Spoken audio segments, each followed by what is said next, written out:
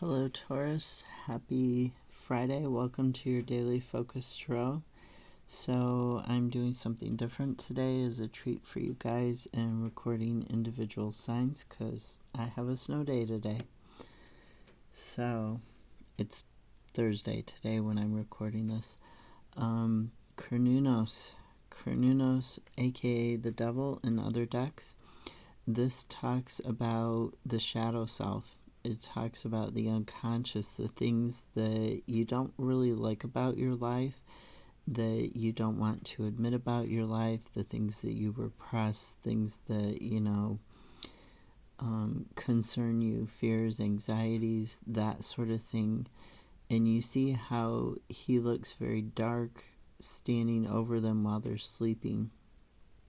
So this card can talk about waking up to those dark things, waking up to those things you don't like, the things that you've repressed, and then once you wake up, you can face them, you beat them, and then you move past them into this golden yellow green light of the forest here. So it's really talking about understanding what is going on a deeper level in your life, understanding why you're doing certain things or thinking certain things, and you're being called to come out of that darkness. We have rebirth. You're being told to let go of the things that don't work for you.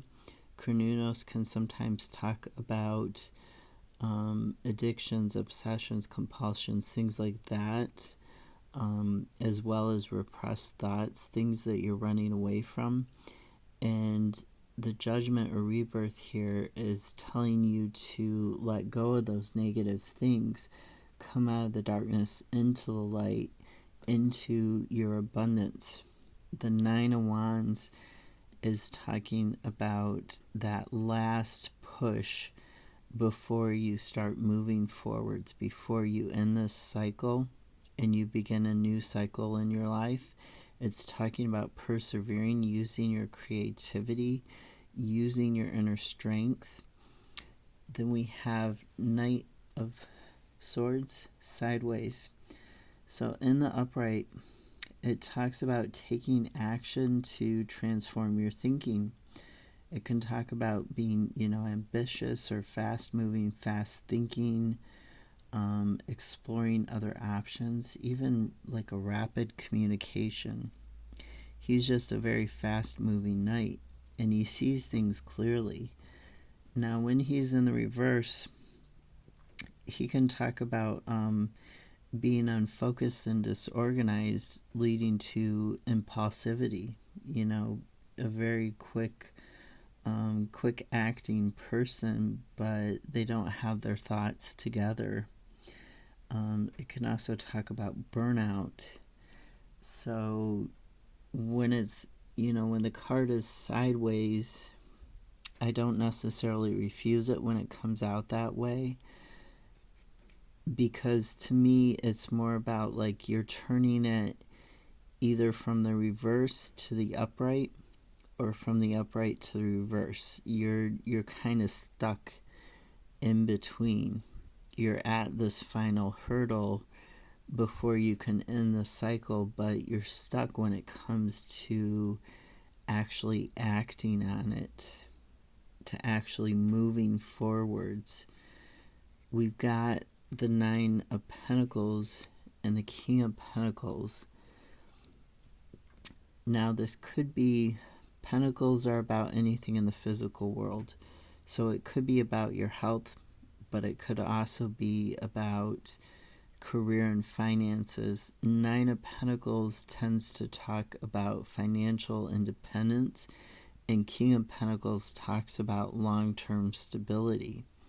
He talks about using that creativity and leadership to get what it is that you think you want in life, what it is that you think is going to bring you financial independence and the finer things in life, the things that you really want to enjoy. Then we have the Hierophant, the King of Cups, and the Fairy Light.